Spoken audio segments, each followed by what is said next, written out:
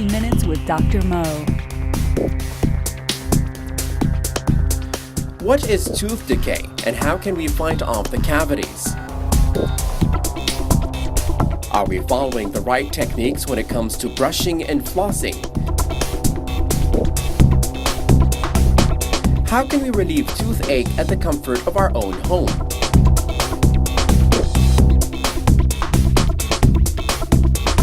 And meet the scientist behind the discovery of the world's first antibiotic.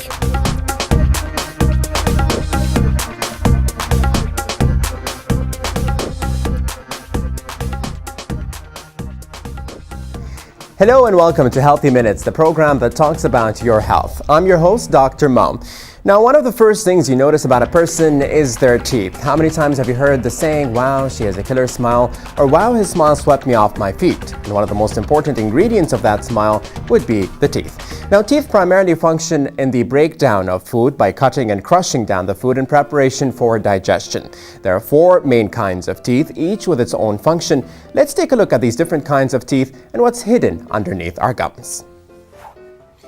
There's much more to a tooth than just the part you can see in a smile. That's because our gums hide everything except for the top part of our tooth, an area called the crown.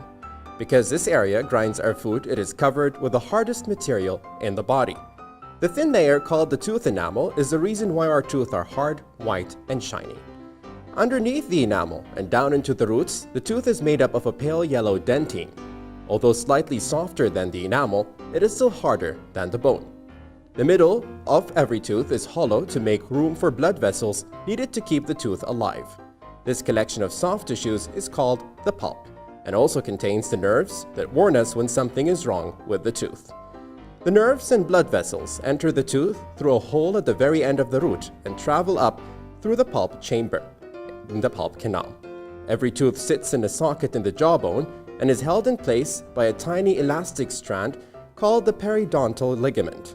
This stretch connection means each tooth can move a little when you chew. Above the jawbone, the tooth is wrapped in a firm cuff of gum tissue, or gingiva. The gum attached to the neck of the tooth where the enamel finishes, hiding the complex structure below, and that's why there is so much more to a tooth than meets the eye.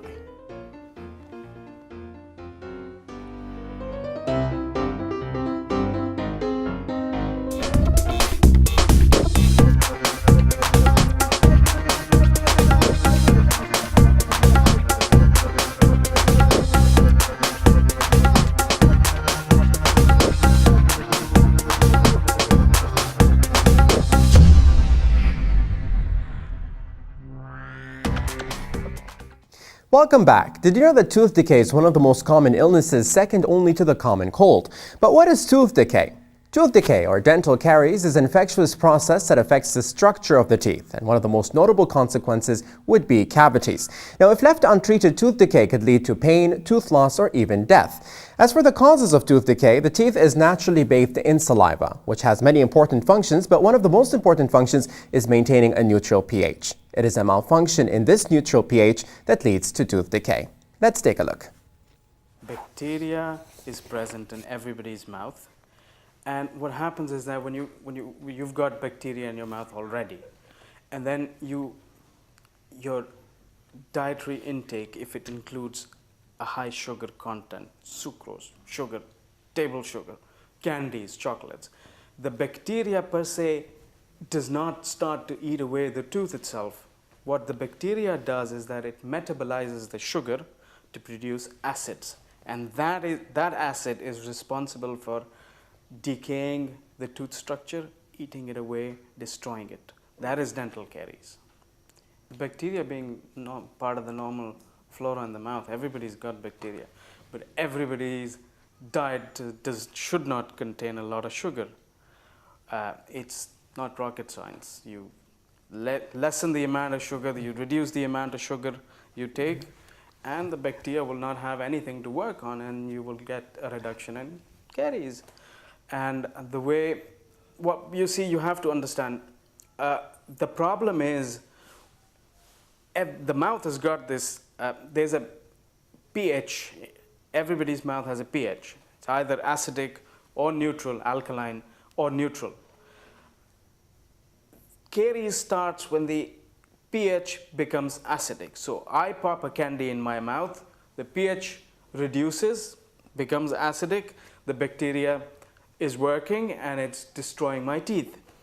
The minute the pH again rises to a neutral or an alkaline level, the activity stops because there is no acid anymore. So if I take one chocolate, pop one chocolate into my mouth now, and go about gallivanting here and there and come back and pop another one, I'm not allowing the pH to recover, right? And that the caries attack, the acid attack would just continue and continue. So what I need to do, if I'm clever, what I need to do is that I eat whatever sweets I want to eat in one go and then go and brush my teeth. And for the rest of the day, I don't eat anything sweet.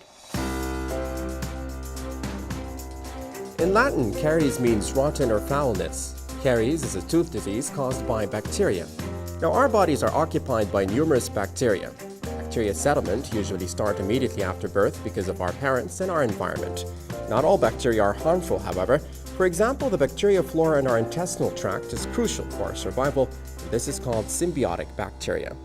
Other bacteria simply settle in niches, and these are called commensal bacteria. We don't benefit from those directly. However, settlements of this commensal bacteria, for example in the skin, prevents these areas from being inhabited by other harmful bacteria. Sometimes bacteria and hosts struggle in a fight for dominance. Doctors call such germs opportunists. If the host is damaged by bacterial dominance, meaning the germs are winning, these bacteria are then called pathogens. We have a number of bacteria in our mouth. Some live in niches and prevent other germs from ever settling, while other bacteria simply live alongside us, meaning we have both symbiotic and commensal bacteria in our mouth.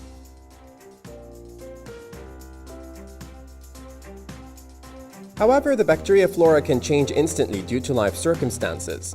Commensal bacteria can suddenly turn into pathogenic germs. This is what happens with caries. The most important factor are certain host factors, plaque, and time. Host factors encompass all the factors related to the host, such as tooth anatomy, saliva composition, and cleaning habits. Plaque is a layer on the teeth made up of saliva, bacteria, and carbohydrates and forms when the teeth are not cleaned properly. When all these factors come together, they lead to the formation of caries.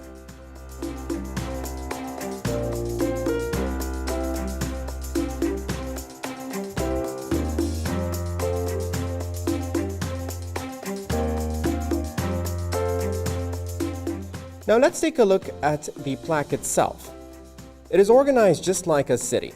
There are bacteria that are just specialized in holding on to the teeth. Others transport nutrients through transport tubes. Then there are mutant bacteria producing nutrients from organic acids, which in turn attack the tooth by removing minerals from the tooth substance. The formation of mature plaque usually takes about 24 hours, the time it takes germs to turn pathogenic.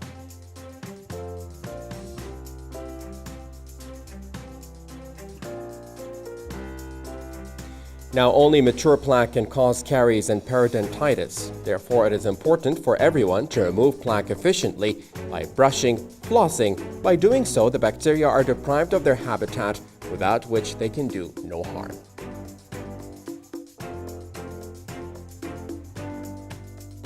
Within the plaque, the bacteria disintegrates the enamel. However, as soon as caries reach the dentine depicted in yellow, the dentine is settled by bacteria. This is because the dentine contains protein supplying the bacteria with constant food source and cannot be stopped.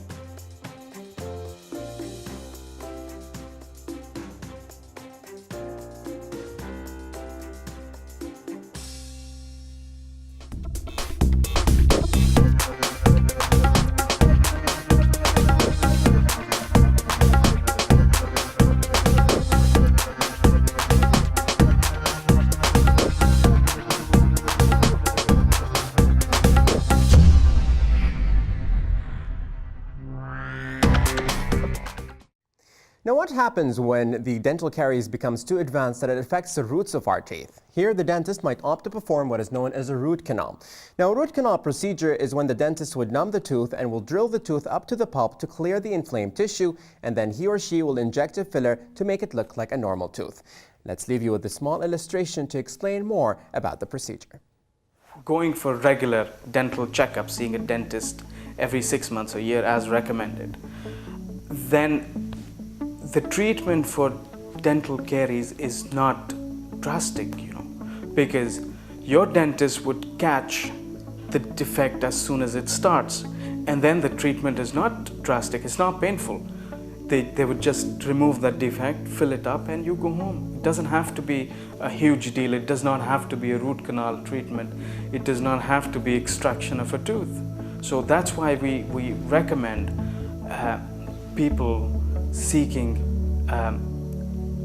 regular dental checkups, a root canal treatment, where we would drill a hole, access the area where the nerve is, and access the roots because the nerve extends into the root, and then we remove all of that tissue, clean it up, shape, give the canals where the nerves run particular shape, fill them up with special filling materials, and close the tooth up, and then crown the tooth. That is a root canal treatment. You're watching Healthy Minutes with Dr. Mo.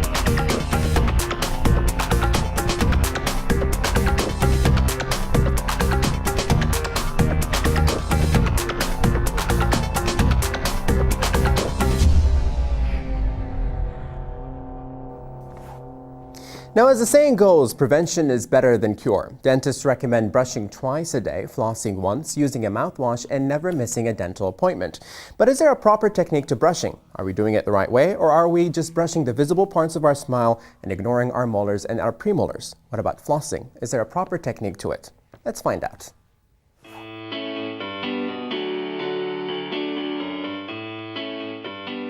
No dental treatment will be effective unless you keep your teeth and mouth clean. You have to follow your treatment with routine and proper home oral care. This means doing a sequence of 3 things in order: flossing, brushing, and rinsing. The key is not only to do it regularly, but also to do it right. This means you should brush and floss regularly and after every meal, and at a minimum of twice daily. Here's how. To properly floss, you should wind the floss around each one of your index fingers. Push through each of your teeth in your mouth. Be sure to freely move the floss upward and downward, even sideways, to remove any food particles or plaque that may be lodged between your teeth or under gums. Many people these days use an electric toothbrush, such as a Sonicare electric brush. Whether you use electric or still prefer a manual, the brushing movement is the same. You should hold the brush at a 45-degree angle to your teeth gently, but thoroughly rotate the bristles across your teeth and under your gums with a backward and forward motion. Be sure to also get the top surfaces of your teeth where you bite on or chew your food. Your tongue can also be cleaned with your toothbrush, which will help reduce bad breath. Lastly, it is important to clean the inside surfaces of your teeth with the same rotating motion. When brushing, it is also important to use toothpaste that contains fluoride. It helps harden the outer layer of the tooth called enamel, which will prevent cavities and also reduce bacteria in the mouth. It can also help reverse the formation of smaller cavities. Lastly, antibacterial rinses can also help reduce bacteria in the mouth. Try to use a rinse that has no alcohol to avoid long-term effects. Remember, 3 steps of daily hygiene is the secret to a healthy mouth. Your own mouth. You're watching Healthy Minutes with Dr. Mo.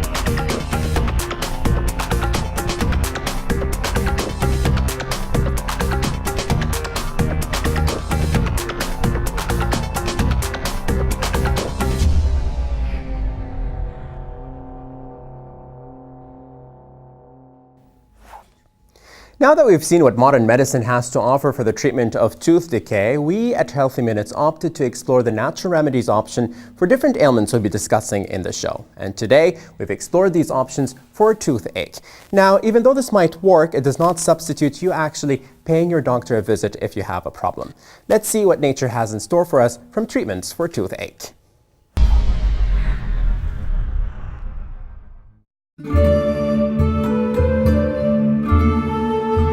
According to urban myth and from people who've actually used this, general toothache can be relieved at home through various ways. Salt and pepper. Mix equal amount of both with a little water, form a paste and place it on the aching tooth. These have antibacterial, anti-inflammatory, and analgesic properties, so it might work. As for garlic, it has antibacterial and medical properties. Use crushed cloves and mix with table salt and place on the affected tooth. Garlic's smelly friend, onions, which have antiseptic properties. Chew raw onions for a few minutes to relieve the pain.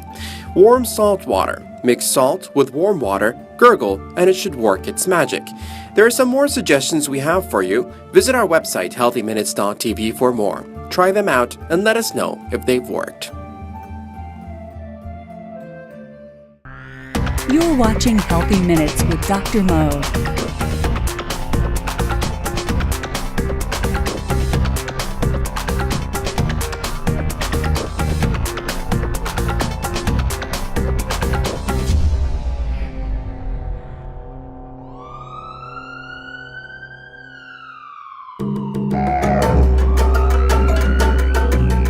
In this segment, we will show you how to administer first aid to a person over the age of 1 who is choking.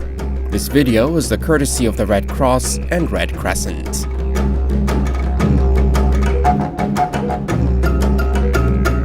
Scenario 1. The casualty is breathing but with difficulty. Encourage the patient to cough, but do not do anything else. Coughing is the most effective way of dislodging an object. Doing anything else could worsen the situation.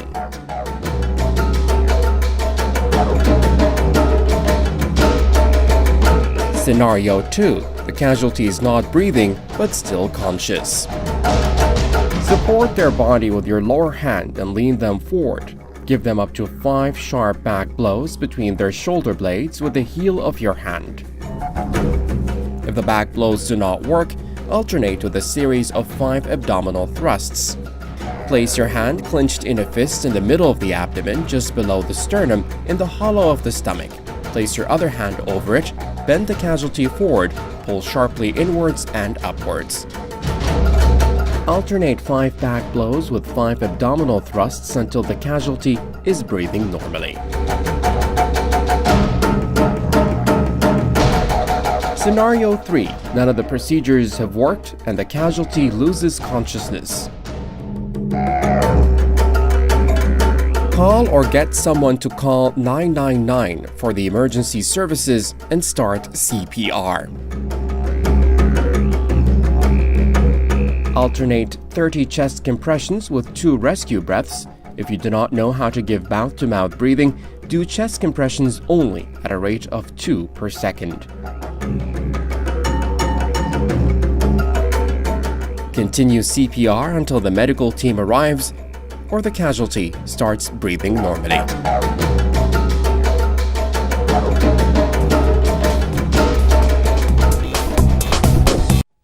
Many discoveries have helped change the face of medicine throughout time. These discoveries have helped improve our treatment of disease and prolong the lives of our patients. Every show, we decided to feature one of these great medical discoveries and look at the stories and people behind them. When I woke up just after dawn on September 28, 1928, I certainly didn't plan to revolutionize all of medicine by discovering the world's first antibiotic or bacteria killer. But I suppose that was exactly what I did. Those were the words of Alexander Fleming, the brilliant scientist behind the discovery of the first antibiotic known to man. Alexander Fleming was born to a Scottish sheep farming family in 1881. He excelled in school and entered St. Mary's Hospital in London to study medicine. He developed a reputation as a brilliant researcher. His chance discovery of penicillin in 1928 has become legend. At the time Fleming was doing research on microbes, he was an untidy person. And in August, he went on holiday without cleaning his lab first. As a result, he left a plate of bacteria culture in the lab next to an open window. They stayed there for 2 hot summer weeks. While he was away, fungus contaminated one of his culture plates. When he returned, he noticed a mold grew in the plate, and he was going to wash it, but then something caught his eye. The mold had destroyed the bacteria around it. Fleming has discovered entirely by accident the first antibiotic known to man. And this discovery was destined to revolutionize medicine. As a mold belonged to the penicillium family of fungi, he named it penicillin. He shared his discovery with the medical world, and to date, this discovery has helped save thousands of lives. That's it for today's show, folks. Remember to brush your teeth, floss, use a mouthwash, and visit your dentist. Visit our website, healthyminutes.tv, or our social media channels. Leave your questions, your suggestions, your comments. We'd love to hear from you. Until next time, keep safe and stay healthy.